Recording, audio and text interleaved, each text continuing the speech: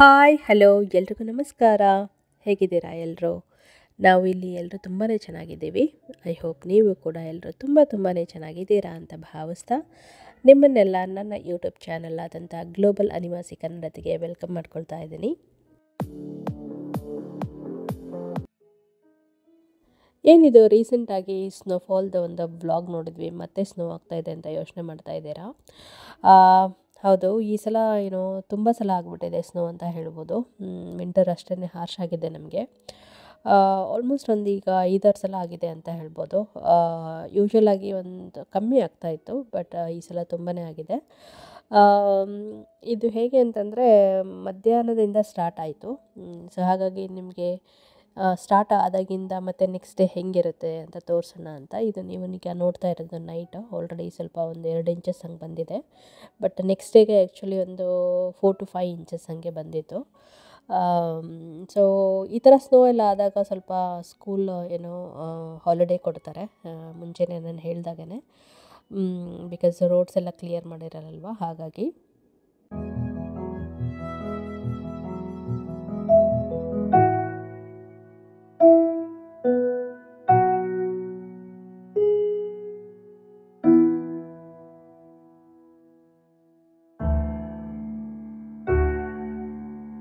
ನಾವೇನಾದರೂ ಆಟ ಆಡೋಕ್ಕೆ ಹೋದರೆ ಇಲ್ಲಿದೆಲ್ಲ ಫ್ರೀ ಸ್ಪೇಸ್. ಸೊ ಮನೆ ಜಸ್ಟ್ ರೋಡ್ ದಾಟಬೇಕು ಅಷ್ಟೇ. ಸೊ ಅಲ್ಲಿ ಹೋಗ್ತೀವಿ ಯೂಶಲಾಗಿ ಆಟ ಆಡೋದಕ್ಕೆ.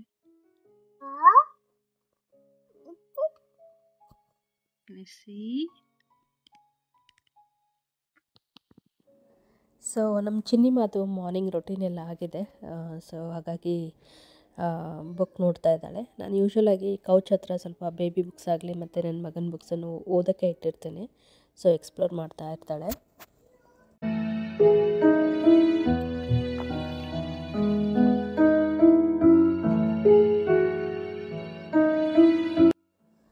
ಸೊ ಈಗೇನು ನೋಡ್ತಿದ್ದೀರಲ್ಲ, ಇವತ್ತು ಇದೇ ಮ್ಯಾಕ್ಸ್ ಆಗಿದ್ದು ನಮಗೆ. ಅಂದರೆ ಲಾಸ್ಟ್ ಟೈಮ್ ಒಂದು 5 to 6 ಇಂಚಸ್ ಆಗಿತ್ತು, ಬಟ್ ಈಗ ಸ್ವಲ್ಪ ಕಡಿಮೆ ಆಗಿದೆ, ಒಂದು 4 to 5 ಇಂಚಸ್ ಇರ್ಬೋದು. ಬಟ್ ಸ್ಕೂಲಂತೂ ರಜಾ ಕೊಟ್ಟಿದ್ದರು. ಬಟ್ ನಮ್ಮ ಮಗನಿಗೆ ಒಂದು ಸ್ಕೂಲಲ್ಲಿ ಪ್ರಾಜೆಕ್ಟ್ ಮಾಡೋಕ್ಕೆ ಹೇಳಿದ್ದಾರೆ. ಸೊ ಹಾಗಾಗಿ ಅವನು ಬೇಸ್ಮೆಂಟಲ್ಲಿ ಬ್ಯುಸಿ ಇದ್ದಾನೆ. ಅವ್ರ ತಂದೆಯೂ ಸ್ವಲ್ಪ ಎಲ್ಲ ಹೇಳ್ಕೊಡ್ತಾಯಿದ್ರು. ನಾನು ನನ್ನ ಮಗು ಜೊತೆ ಸ್ವಲ್ಪ ಎಲ್ಲ ಅವ್ಳದ್ದು ಮಾರ್ನಿಂಗ್ ರೊಟೀನ್ ಎಲ್ಲ ಮುಗಿಸಿ ಸ್ವಲ್ಪ ಬುಕ್ ಓದಿ ಅವಳಿಗೆ, ಮತ್ತು ನಾನು ನನ್ನ ಕೆಲಸ ಮಾಡ್ಕೊಳ್ತಾ ಇದ್ದೆ. ನೋಡ್ಬೋದು ನೀವು ಹೊರಗಡೆ ಹೇಗೆ ಕಾಣಿಸ್ತಾ ಇದೆ ಅಂತ.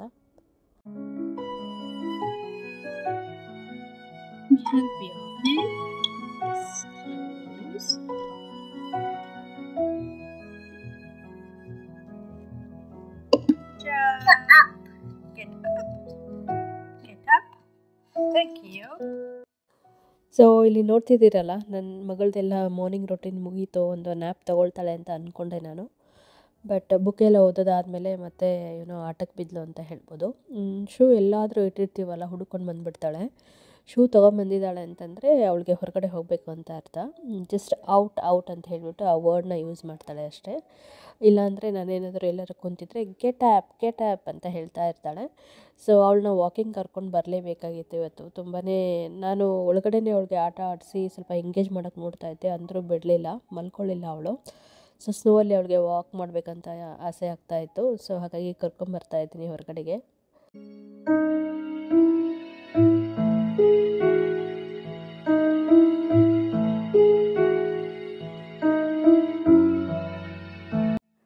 ನೋಡ್ಬೋದು ಹೊರಗಡೆ ಯಾರೂ ಕಾಣಿಸ್ತಾನೆ ಇಲ್ಲ. ಏನಕ್ಕೆ ಅಂದರೆ ಸ್ವಲ್ಪ ವೆದರ್ ಎಲ್ಲ ತುಂಬಾ ಗ್ಲೂಮಿ ಆಗಿದೆ.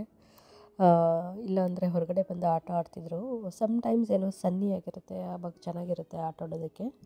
ಬಟ್ ಇವತ್ತು ವೆದರ್ ಸ್ವಲ್ಪ ಕೋಲ್ಡ್ ಇದೆ. ನೋಡ್ಬೋದು ಸ್ನೋ ಇವತ್ತು ಆಗಿರೋದು ನಿಮಗೆ. ಬೇಬಿನ ಕರ್ಕೊಂಡ್ಬಂದಿದ್ದೀನಿ ಜಸ್ಟ್ ವಾಕ್ ಮಾಡೋದಕ್ಕೆ. ಶಿ ಲೈಕ್ಸ್ ಇಟ್ ಅಂತ ಅನಿಸುತ್ತೆ. ಸನ್ನಿ ಇಲ್ಲ ಆ್ಯಕ್ಚುಲಿ, ಇಲ್ಲ ಅಂತಂದರೆ ಸ್ನೋಲ್ಲಿ ಆಟ ಆಡ್ತಿದ್ವಿ. ತುಂಬಾ ಗ್ಲೂಮಿ ಆಗಿದೆ ವೆದರ್ ಎಲ್ಲ. ಸೊ ಹಾಗಾಗಿ ಆಟ ಏನು ಆಡ್ತಾ ಇಲ್ಲ ನಾವು, ಜಸ್ಟ್ ಒಂದು ವಾಕ್ ಮಾಡಿ ಕರ್ಕೊಂಡು ಹೋಗೋಣ ಅಂತೇಳಿ ಬಂದಿದ್ದೀನಿ. ಸೊ ನಮಗೆ 2 ಮಕ್ಕಳಲ್ವ. ನಮಗೆ ಫಸ್ಟ್ ಬಂದು ನಮ್ಮ ಮಗ, ಅದಾದಮೇಲೆ ನಮ್ಮ ಮಗಳು ಹುಟ್ಟಿರೋದಲ್ವ. ಬಟ್ ನಮ್ಮ ಮಗಳು ಬಂದಮೇಲೆ ನಮಗೆ ತುಂಬಾ ಖುಷಿ ಅಂತ ಹೇಳ್ಬೋದು. ಯಾಕಂದರೆ ಫ್ಯಾಮಿಲಿ ಕಂಪ್ಲೀಟ್ ಆಯಿತು ಅನ್ನೋ ಒಂದು ಫೀಲಿಂಗ್. ಅದ್ರ ಜೊತೆಗೇ ಏನೋ ಸೆಕೆಂಡ್ ಬೇಬಿ ಬಂದಾಗ ಸ್ವಲ್ಪ ಈಸಿ ಅನ್ನಿಸ್ತು ಪೇರೆಂಟಿಂಗ್ ಎಲ್ಲ. ಯಾಕಂದರೆ ಫಸ್ಟ್ ಟೈಮ್ ನಮಗೆ ಯಾರಿಗೇ ಆಗಲಿ ಫಸ್ಟ್ ಮಗು ಆದಾಗ ತುಂಬ ಚಾಲೆಂಜಸ್ ಅನಿಸುತ್ತೆ. ಪೇರೆಂಟಿಂಗ್ ಅಂದರೆ ಏನಂತ ಗೊತ್ತಿರಲ್ಲ, ತುಂಬಾ ಟೆನ್ಷನ್ ಮಾಡ್ಕೊಳ್ತಾ ಇರ್ತೀವಿ. ಈಗ ಸ್ವಲ್ಪ ಅವಳನ್ನ ಹ್ಯಾಂಡಲ್ ಮಾಡೋದು ಈಸಿ, ಮತ್ತು ಸ್ವಲ್ಪ ಅವಳದು ಫೀಡಿಂಗ್ ಆಗಿರಲಿ ಮತ್ತು ನ್ಯಾಪ್ಸ್ ತೊಗೊಳ್ಳೋದಾಗಿರಲಿ ತುಂಬ ಚೆನ್ನಾಗಿ ಇಂಡಿಪೆಂಡೆಂಟಾಗಿ ಅವಳು ಏನೋ ಮಲಗ್ತಾಳೆ, ಚೆನ್ನಾಗಿ ರೆಸ್ಪಾಂಡ್ ಮಾಡ್ತಾಳೆ. ನಮ್ಮ ಮಗನ ಕೇಸಲ್ಲಾದರೆ ಸ್ವಲ್ಪ ಫೀಡಿಂಗಿಗೆ ಆಗಲಿ ಮತ್ತು ಮಲಗೋದಾಗಲಿ ತುಂಬ ಡಿಪೆಂಡೆನ್ಸಿ ಇತ್ತು. ಸೊ ಹಾಗಾಗಿ ನಾವು ಈ ಒಂದು ಫೇಸ್ನ ತುಂಬಾ ಏನೋ ಎಂಜಾಯ್ ಮಾಡ್ತಿದ್ದೀವಿ ಅಂತ ಹೇಳ್ಬೋದು.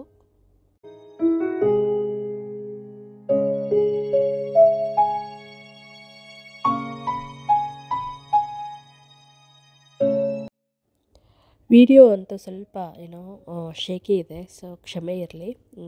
ಏನಕ್ಕೆ ಅಂದರೆ ನಾನು ಬೇಬಿನ ಎತ್ಕೊಂಡೇ ವೀಡಿಯೋ ಮಾಡ್ತಾಯಿದ್ದೀನಿ. ನಾನು ಅಂದ್ಕೊಂಡಿದ್ದು ಅವಳು ತುಂಬಾ ಹಠ ಮಾಡ್ತಾ ಇದ್ಲಲ್ವ, ಸೊ ಹಾಗಾಗಿ ವಾಕ್ ಮಾಡ್ತಾಳೆ ಅಂತ ಅಂದ್ಕೊಂಡೆ. ಒಂದು 2 ನಿಮಿಷ ಹಂಗೆ ವಾಕ್ ಮಾಡಿದ್ಮೇಲೆ ಅಳೋದಕ್ಕೆ ಶುರು ಮಾಡಿದ್ಲು. ಏನಕ್ಕೆ ಅಂದರೆ ಚಳಿ ಇದೆ ಅಲ್ವಾ, ಸ್ವಲ್ಪ ಸನ್ನಿ ಇದ್ದರೆ ವಾಕ್ ಮಾಡ್ತಾಯಿದ್ಲು, ಬಿಸಿಲಿಲ್ಲ. ಸೊ ಹಾಗಾಗಿ ಅವಳನ್ನ ಎತ್ಕೊಂಡೇ ಮಾಡ್ತಾಯಿದ್ದೀನಿ. ಒಂದು 10-15 ನಿಮಿಷ ಟೈಮ್ ಸ್ಪೆಂಡ್ ಮಾಡಿದೆ ನಾನು. ಅದಾದಮೇಲೆ ಅವಳನ್ನ ಒಳಗಡೆ ಕರ್ಕೊಂಡು ಬಂದುಬಿಟ್ಟೆ. ಬಿಕಾಸ್ ಅವಳು ಅಷ್ಟೊಂದು ಎಂಜಾಯ್ ಮಾಡ್ತಾ ಇರಲಿಲ್ಲ. ಅದು ಹಾಗೆ ಅನಿಸುತ್ತೆ, ಒಳಗಡೆ ಕೂತ್ಕೊಂಡು ನೋಡಿದಾಗ ಸ್ನೋ ತುಂಬ ಚೆನ್ನಾಗಿದೆ, ಹೊರಗೆ ಹೋಗಬೇಕು, ವಾಕ್ ಮಾಡಬೇಕು, ಇಲ್ಲ ಆಟ ಆಡಬೇಕು ಅಂತ ಅನಿಸುತ್ತೆ. But first of all full pack ಆಗಿ ಹೋಗಬೇಕು ಹೊರಗಡೆ ಹೋಗೋದಾದರೆ. ಬಟ್ ಈ ಥರ ಏನಾದರೂ ತುಂಬಾ ಏನೋ ಗ್ಲೂಮಿ ಆಗಿದ್ದರೆ ಏನೋ ಒಳಗಡೆ ಬಂದುಬಿಡಬೇಕು ಅಂತ ಅನಿಸುತ್ತೆ. ಅದು ಬೇಬೀಸ್ ಅಂದರೆ ತಡ್ಕೊಳ್ಳಲ್ಲ ಅಲ್ವಾ, ಸೊ ಕೋಲ್ಡ್ ಆಗಿಬಿಡುತ್ತೆ. ಸೊ ಹಾಗಾಗಿ ನಾನು ಸ್ವಲ್ಪ ಹೊತ್ತು ಇದ್ದು ಒಳಗಡೆ ಅವಳನ್ನ ಕರ್ಕೊಂಡು ಬಂದುಬಿಟ್ಟೆ.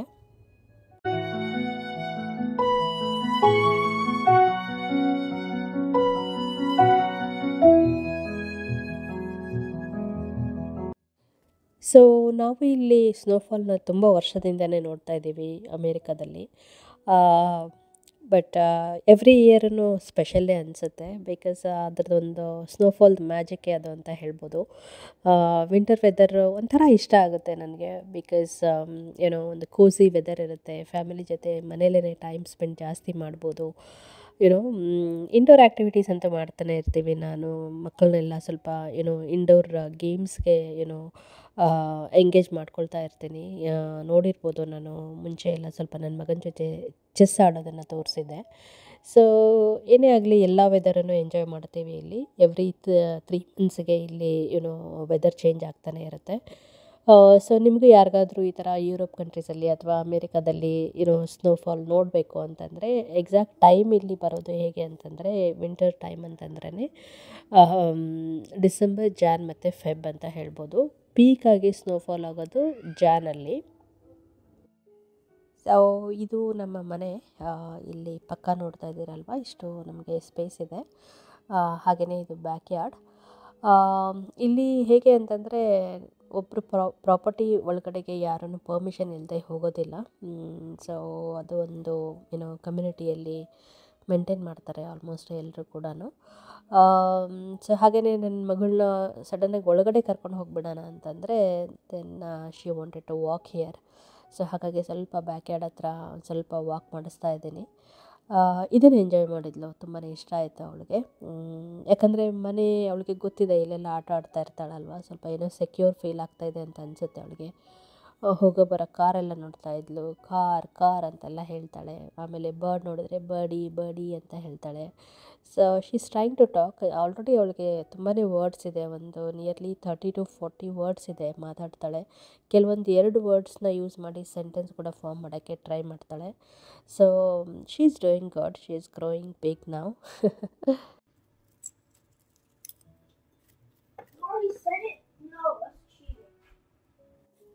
ಸೊ ನೋಡಿ, ಬ್ಯಾಕ್ ಟು ಏನೋ ಕಿಚನ್ ಅಂತ ಹೇಳ್ಬೋದು. ಮಧ್ಯಾಹ್ನದ ಸ್ವಲ್ಪ ಅಡುಗೆ ಮಾಡ್ಕೊಳ್ಳೋಣ ಅಂಥೇಳಿ ಪ್ರಿಪ್ರೇಷನ್ ಮಾಡ್ಕೊಳ್ತಾ ಇದ್ದೀನಿ. ಇದು ಇಲ್ಲಿ ಒಂದು ಟಿಪ್ಪು ಶೇರ್ ಮಾಡ್ಕೊಳ್ಳೋಣ ಅಂದ್ಕೊಂಡೆ. ಐ ಡೋಂಟ್ ನೋ, ನಾನು ಮೋಸ್ಟ್ಲಿ ಇದನ್ನೆಲ್ಲೋ ನೋಡಿರ್ತೀನಿ ಇನ್ಸ್ಟಾಗ್ರಾಮಲ್ಲೋ ಯೂಟ್ಯೂಬಲ್ಲೋ. ಬಟ್ ಏನೋ ಸಡನ್ನಾಗಿ ನಾನು ಇದನ್ನ ಟ್ರೈ ಮಾಡಿದಾಗ ಪರವಾಗಿಲ್ಲ ಅಲ್ವಾ, ನಾನು ಏನೋ ಒಂದು ಟಿಪ್ ನನ್ನ ಬ್ರೈನ್ನ ಯೂಸ್ ಮಾಡಿ ಟ್ರೈ ಮಾಡಿದೆ ಅಂತ ಅನ್ನಿಸ್ತಾ ಇತ್ತು. ಬಟ್ ನಾನು ಮೋಸ್ಟ್ಲಿ ಎಲ್ಲೋ ನೋಡಿರ್ತೀನಿ ವೀಡಿಯೋ. ಸೊ ಇದು ಏನು ಅಂದರೆ, ಈಗ ಬೆಳ್ಳುಳ್ಳಿ ಸ್ಕಿನ್ ತೆಗಿಯೋದು ತುಂಬಾ ಕಷ್ಟ ಆಗುತ್ತಲ್ವ. ಏನಿಲ್ಲ, ಅದನ್ನು ಜಸ್ಟ್ ಈ ಥರ ಎಲ್ಲ ಎಸಳುಗಳಿರುತ್ತಲ್ಲ ಅದನ್ನೆಲ್ಲ ತಕ್ಕೊಂಡು ಮೈಕ್ರೋವನಲ್ಲಿ ಒಂದು 30 ಸೆಕೆಂಡ್ಸ್ ಇಟ್ಟೆ ಫಸ್ಟು ನಾನು. 30 ಸೆಕೆಂಡ್ಸ್ ಇಟ್ಟಾಗ ಅದು ತುಂಬಾ ಬಿಸಿ ಆಗಿಬಿಟ್ಟಿತ್ತು. ಮತ್ತು ಸೆಕೆಂಡ್ ಟೈಮ್ ಒಂದು 20-25 ಸೆಕೆಂಡ್ಸು ಇಟ್ಟು ತೆಗಿತಾ ಇದ್ದೆ. ತುಂಬಾ ಈಸಿಯಾಗಿ ಬಂತಪ್ಪ ನನಗಂತೂ. ಸೊ ಇದನ್ನು ನಿಮ್ಮ ಹತ್ರ ಶೇರ್ ಮಾಡ್ಕೊಳ್ಳೋಣ ಅಂತ ಅಂದ್ಕೊಂಡೆ. ಏನಕ್ಕೆ ಅಂದರೆ ತುಂಬ ಕಷ್ಟ ಆಗುತ್ತಲ್ವ, ನಾವು ಅದನ್ನ ಈ ಥರ ಟಿಪ್ಪನ್ನು ಯೂಸ್ ಮಾಡಲಾರ್ದೇ ನಾವೇನಾದರೂ ತೆಗಿಯೋಕ್ಕೆ ಹೋದರೆ ತುಂಬ ಹೊತ್ತಾಗುತ್ತೆ ಟೈಮ್ ತೆಗಿಯೋದಕ್ಕೆ. ಬಟ್ ಈ ಥರ ಇನ್ನೊಂದು ನೋಡಿದ್ದೀನಿ ನಾನು, ಗ್ಲಾಸ್ ಜಾರ್ ಒಳಗಡೆ ಹಾಕಿಬಿಟ್ಟು ಹೀಗೆ ಶೇಕ್ ಮಾಡಬೇಕು, ಅವಾಗೂ ಬರುತ್ತೆ. ಬಟ್ ಇದು ಮೈಕ್ರೋವನಲ್ಲಿ ನಾವು ಒಂದು 15-20 ಸೆಕೆಂಡ್ಸ್ ಆರ್ 20-25 ಸೆಕೆಂಡ್ಸ್ ಇಟ್ಟು ಮಾಡಿದರೆ ತುಂಬ ಫಾಸ್ಟಾಗಿ ಬಂತು ನನಗೆ. ಬಿಕಾಸ್ ತುಂಬ ಬೆಳ್ಳುಳ್ಳಿ ಯೂಸ್ ಮಾಡಿನೇ ನಾನು ಇವತ್ತು ಅಡುಗೆ ಮಾಡ್ತಾಯಿದ್ದೆ. ಏನಕ್ಕೆ ಅಂದರೆ ಈರುಳ್ಳಿ ಖಾಲಿ ಆಗಿಬಿಟ್ಟಿತ್ತು, ಇವತ್ತು ತೊಗೊಂಬರೋರಿದ್ವಿ. ಬಟ್ ನಾನು ಕುಕ್ ಮಾಡಲೇಬೇಕಾಗಿತ್ತು, ಹಾಗಾಗಿ ಈರುಳ್ಳಿ ಜಾಸ್ತಿ ಇರಲಿಲ್ಲ ಮನೆಯಲ್ಲಿ. ಬೆಳ್ಳುಳ್ಳಿ ಯೂಸ್ ಮಾಡಿಕೊಂಡೇ ಮಾಡೋಣ ಅಂತ ಮಾಡ್ತಿದ್ದೀನಿ.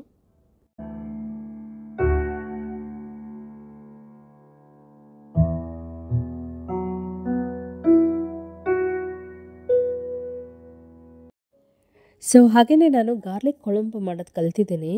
ತುಂಬ ಚೆನ್ನಾಗಿರುತ್ತೆ ಅದು. ರೈಸ್ ಜೊತೆಗೆ, ಚಪಾತಿ ಜೊತೆ ಅಷ್ಟು ಚೆನ್ನಾಗಿರಲ್ಲ, ಬಟ್ ರೈಸ್ ಜೊತೆ ತುಂಬ ಚೆನ್ನಾಗಿರುತ್ತೆ. ನಾನು ನೆಕ್ಸ್ಟ್ ಟೈಮ್ ಮಾಡಿದಾಗ ಶೇರ್ ಮಾಡ್ಕೊಳ್ತೀನಿ ರೆಸಿಪಿನ. ಇವತ್ತು ನಾನು ವೆಜಿಟೇಬಲ್ ಸಾಂಬಾರು ಮಾಡ್ತಾಯಿದ್ದೆ, ಅದಕ್ಕೆ ಗಾರ್ಲಿಕ್ ಯೂಸ್ ಮಾಡ್ತಾಯಿದ್ದೆ, ಆನಿಯನ್ ಇಲ್ಲದೆ ಇದ್ದದಕ್ಕೆ. ಬಟ್ ನಾನು ನೆಕ್ಸ್ಟ್ ಟೈಮ್ ನಿಮಗೆ ಶ್ಯೂರ್ ಆ ರೆಸಿಪಿ ಟ್ರೈ ಮಾಡಿ ಹೇಳ್ತೀನಿ. ಹಾಗೆಯೇ ನಾಳೆ ಫೆಬ್ರವರಿ 14th ಸ್ಕೂಲಲ್ಲಿ ಇಲ್ಲೆಲ್ಲ ಸ್ವಲ್ಪ ವ್ಯಾಲೆಂಟೈನ್ಸ್ ಡೇ ಪಾರ್ಟಿ ಮಾಡ್ತಾರೆ. ಹಾಗೆಯೇ ಎಲ್ಲ ಮಕ್ಳಿಗೂ ಗಿಫ್ಟ್ಸ್ ಕೊಡ್ತಾರೆ. ವ್ಯಾಲೆಂಟೈನ್ಸ್ ಡೇ ಕಾರ್ಡ್ ಆಗಿರ್ಬೋದು, ಅದ್ರ ಜೊತೆ ಒಂದು ಸಣ್ಣದು ಗಿಫ್ಟ್ಸ್ ಎಲ್ಲ ತೊಗೊಂಬಂದಿರ್ತಾರೆ ಎಲ್ಲ ಮಕ್ಕಳು. ಸೊ ಹಾಗಾಗಿ ನಮ್ಮ ಮಗನಿಗೂ ಆಲ್ರೆಡಿ ನಾನು ಈ ಸಲ ಆನ್ಲೈನಲ್ಲೇ ಆರ್ಡ್ರ್ ಮಾಡ್ಕೊಂಡಿದ್ವಿ, ಬಿಕಾಸ್ ಸ್ಟೋರ್ಗೆ ಹೋಗೋಕೆ ನನಗೆ ಟೈಮ್ ಇರಲಿಲ್ಲ. ಸೊ ಹಾಗಾಗಿ ಕಾರ್ಡು ಮತ್ತು ರೇಸಿಂಗ್ ಕಾರ್ಸ್ ಅಷ್ಟೇ ಆರ್ಡ್ರ್ ಮಾಡಿದ್ವಿ. ಸಿಂಪಲ್ಲಾಗಿ ಈ ಸಲ ನಾವು ಪ್ಯಾಕ್ ಮಾಡಿ ಕಳಿಸಿದ್ವಿ ಅಂತ ಹೇಳ್ಬೋದು. ಬಟ್ ಲಾಸ್ಟ್ ಇಯರು ಅಥವಾ ಯೂಶ್ವಲಾಗಿ ಪ್ರೀವಿಯಸ್ ಇಯರ್ಸ್ ಎಲ್ಲ ತುಂಬ ಟೈಮ್ ಸ್ಪೆಂಡ್ ಮಾಡಿ ತುಂಬಾ ಗಿಫ್ಟ್ಸ್ ತರ್ತಾಯಿದ್ವಿ. ಬಟ್ ಈ ಸಲ ಏನಕ್ಕೋ ಸಿಂಪಲ್ಲಾಗಿ ಮಾಡಬೇಕು ಅಂತ ಅನ್ನಿಸ್ತು, ಆನ್ಲೈನಲ್ಲೇ ಆರ್ಡ್ರ್ ಮಾಡಿಕೊಂಡು ಕಳಿಸಿದ್ವಿ. ಸೊ ಈಗ ಇಲ್ಲೆಲ್ಲ ನೋಡಿದ್ರಲ್ಲ, ಇದೆಲ್ಲ ಅವನಿಗೆ ಸ್ಕೂಲಲ್ಲಿ ಬೇರೆ ಅವನ ಕ್ಲಾಸ್ಮೇಟ್ಸ್ ಎಲ್ಲ ಕೊಟ್ಟಿರೋ ಅಂಥ ಕಾರ್ಡ್ಸ್ ಆಗಿರ್ಬೋದು ಮತ್ತು ಗಿಫ್ಟ್ಸು. ವೆರಿ ಸೆಮ್ಮ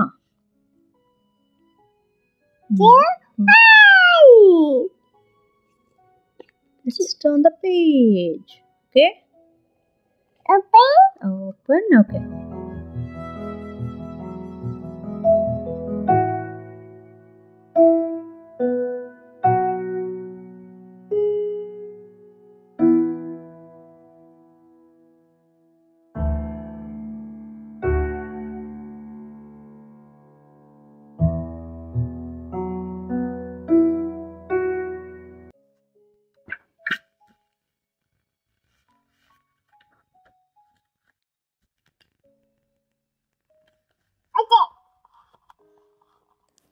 ಸೊ ನೋಡ್ತಾ ಇದ್ದೀರಲ್ವ, ಅವಳು ಬೇರೆ ಬೇರೆ ಬುಕ್ಸ್ನ ಎಕ್ಸ್ಪ್ಲೋರ್ ಮಾಡ್ತಾ ಇದ್ದಾಳೆ.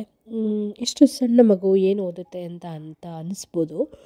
ಬಟ್ ಮಕ್ಕಳಿಗೆ ತುಂಬ ಚಿಕ್ಕವರು ಇದ್ದಾಗಿಂದನೇ ಬುಕ್ಸ್ ಓದೋದು ತುಂಬಾ ಇಂಪಾರ್ಟೆಂಟ್ ಅಂತ ಹೇಳ್ಬೋದು. ಇಲ್ಲಿ ನಮಗೆ ಬಂದಮೇಲೆ ಅದು ಸ್ವಲ್ಪ ಎಕ್ಸ್ಪೋಜರ್ ಜಾಸ್ತಿ ಸಿಕ್ತು ಅಂತ ಹೇಳ್ಬೋದು. ಬಿಕಾಸ್ ಫಸ್ಟ್ ಮಗ ಹುಟ್ಟಿದಾಗೂ ಆದರೆ 3 ಮಂತ್ಸಿಂದನೇ ಬುಕ್ಸ್ ಓದೋದಕ್ಕೆ ಶುರು ಮಾಡಿ, ಅಥವಾ 6 ಮಂತ್ಸ್ ಇದ್ದಾಗೇ ಬುಕ್ಸ್ ಓದೋದಕ್ಕೆ ಶುರು ಮಾಡಿ, ಎಸ್ಪೆಷಲಿ ಬೆಡ್ ಟೈಮಲ್ಲಿ, ರಾತ್ರಿ ಮಲಗಿಸ್ತೀವಲ್ವ ಆ ಟೈಮಲ್ಲಿ ಅಂತ ನಮಗನ್ಸುತ್ತೆ. ಮಕ್ಳಿಗೆ ಏನು ಅರ್ಥ ಆಗುತ್ತೆ, ಏನಕ್ಕೆ ಓದಬೇಕು, ಆಲ್ರೆಡಿ ನಮಗೆ ತುಂಬಾ ಹೆಕ್ಟಿಕ್ ಸ್ಕೆಡ್ಯೂಲ್ ಇರುತ್ತೆ ಬೇಬೀಸ್ ಎಲ್ಲ ಅಷ್ಟು ಚಿಕ್ಕವರಿರುವಾಗ.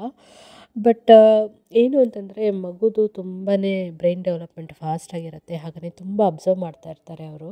ರಿಸೀವಿಂಗ್ ಎಂಡ್ ತುಂಬ ಇರುತ್ತೆ ಯಾವಾಗಲೂ ಬೇಬೀಸ್ಗೆ ಆಗಲಿ ಅಥವಾ ಟಾಡ್ಲರ್ಸ್ಗೆ. ಬಟ್ ಎಕ್ಸ್ಪ್ರೆಸ್ ಮಾಡೋಕ್ಕೆ ಬರಲ್ಲ ಅವ್ರಿಗೆ. ಸ್ಲೋ ಆಗಿ ಕಲಿತಾ ಇರ್ತಾರೆ ಅದನ್ನು. ಸೊ ಹಾಗಾಗಿ ತುಂಬಾ ಅಬ್ಸರ್ವ್ ಮಾಡ್ತಾ ಇರ್ತಾರೆ ಬೇಬಿ ಹುಟ್ಟಿದಾಗಿಂದನೇ. ಸೊ ನಾವು 3 ಮಂತ್ಸ್ ಆಗಿಲ್ಲ ಅಂದ್ರೂ ಅಟ್ಲೀಸ್ಟ್ 6 ಮಂತ್ಸ್ ಬೇಬಿ ಇದ್ದಾಗ ಇನ್ನೇನು ಮಲಗಿಸ್ತಾ ಇರ್ತೀವಲ್ವ, ಆ ಟೈಮಲ್ಲಿ ಬೇಬಿ ರಿಲೇಟೆಡ್ ಇರೋ ಬುಕ್ಸ್ ಅವ್ರಿಗೆ ಏಜಿಗೆ ತಕ್ಕ ಹಾಗೇ ನಾವು ಅವ್ರನ್ನ ಲ್ಯಾಪಲ್ಲಿ ಕುಂದರ್ಸ್ಕೊಂಡ್ಬಿಟ್ಟು, ತೊಡೆ ಮೇಲೆ ಕುಂದರ್ಸ್ಕೊಂಡ್ಬಿಟ್ಟು ಸುಮ್ಮನೆ ಓದ್ತಾ ಇರಬೇಕು ಬುಕ್ಸ್ನ. ಸ್ಪೆಷಲಿ ಏನು ಹೇಳ್ತಾರೆ ಅಂದರೆ, ಸ್ಟೋರಿ ಇರುತ್ತಲ್ವ, ಸ್ವಲ್ಪ ಕಲರ್ಫುಲ್ ಆಗಿರೋವಂಥ ಪಿಕ್ಚರ್ಸ್ ಇರೋವಂಥ ಬುಕ್ಸು ಮತ್ತು ಸ್ಟೋರಿ ಇರೋದನ್ನು ಓದ್ತಾ ಇರಬೇಕು. ಏನೋ ಅವರು ಕೇಳಿಸ್ಕೊಳ್ತಾ ಇರ್ತಾರೆ, ಅವ್ರಿಗೆ ಅರ್ಥ ಆಗುತ್ತೋ ಬಿಡುತ್ತೋ ಅನ್ನೋದಕ್ಕಿಂತ ಕೇಳಿಸ್ಕೊತಾ ಇರ್ತಾರೆ, ಅವ್ರಿಗೆ ಅದು ಅಭ್ಯಾಸ ಆಗುತ್ತೆ ಬುಕ್ಸಿಂದು ಅಥವಾ ಸ್ಟೋರಿ ಕೇಳೋದಾಗಿರ್ಬೋದು, ಒಂದು ಅಟೆನ್ಷನ್ ಆಗಿರ್ಬೋದು, ತುಂಬಾ ಹೆಲ್ಪ್ ಆಗುತ್ತೆ. ನಾವು ಮಕ್ಕಳಿಗೆ ಕಲಿಸ್ಬೇಕು ಅಂದ ತಕ್ಷಣ ಏನೋ ABCDನೇ ಕಲಿಸ್ಬೇಕು ಅಥವಾ 1 2 3ನೇ ಕಲಿಸ್ಬೇಕು ಅಂತ ಹಾಗಲ್ಲ ಅದು. ಏನೋ ಬೇಬೀಸ್ಗೆ ಏನೋ ಬುಕ್ಸ್ ಓದಬೇಕು ಅಂತ ಬಂದಾಗ ಸ್ಟೋರಿ ಬುಕ್ಸ್ನ ಸ್ಟಾರ್ಟ್ ಮಾಡಿ ಅಂತ ಇಲ್ಲಿ ಡಾಕ್ಟರ್ಸ್ ಯೂಶ್ವಲಾಗಿ ಸಜೆಸ್ಟ್ ಮಾಡ್ತಾರೆ. ಸೊ ಇದಾಗಿತ್ತು ಇವತ್ತಿನ ಒಂದು ವ್ಲಾಗ್. ನಿಮಗೆ ಇಷ್ಟ ಆಗಿದೆ ಅಂತ ಅಂದ್ಕೊಳ್ತಿದ್ದೀನಿ. ಮತ್ತೆ ಸಿಗ್ತೀನಿ. Take care. ಬಾಯ್.